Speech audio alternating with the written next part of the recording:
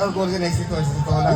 Sabi ko nga sa sarili ko, di ba? I will never be surprised by anyone yung sa birthday nito, pero catch me, huli ko eh. Thank you ako na believable to. Hindi ko akalain to, hindi ko akalain.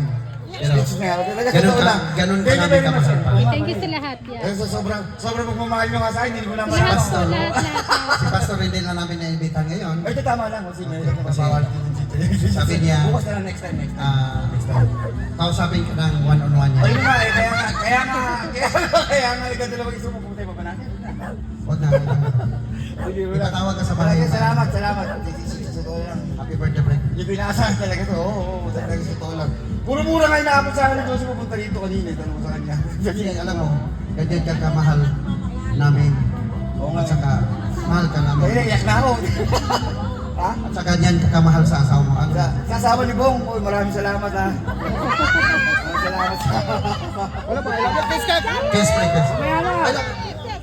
Huwag ka may ha. Di ba may suot? Alam mo ba nag-import ng asawa mo? Parte lang dito. Yun ang mabigat ko, sunod niya mahulugan sa akin ha. Alam mo, Mare, may, dalawang buwan. may, pre-hotel sa ano, Rivera Casino. Yung mga bills, mga 2 months siguro, 2 months ang booking ko, 2 months. Hindi, hindi. Huwag ka mag-alala niya. Thank you ma, thank you. Okay, kaya mo. Kiss, Fred. Kiss? Gusto mo na oy? Kiss na ma, kiss. Kiss, Fred. Kiss daw. Yung mga bata nakatingin oh. Yung mga bata nakatingin. Sige na nga.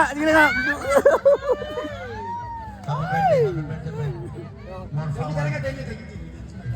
Salamat, pre, sa ano. Kapit kamay! Tayong dalawa!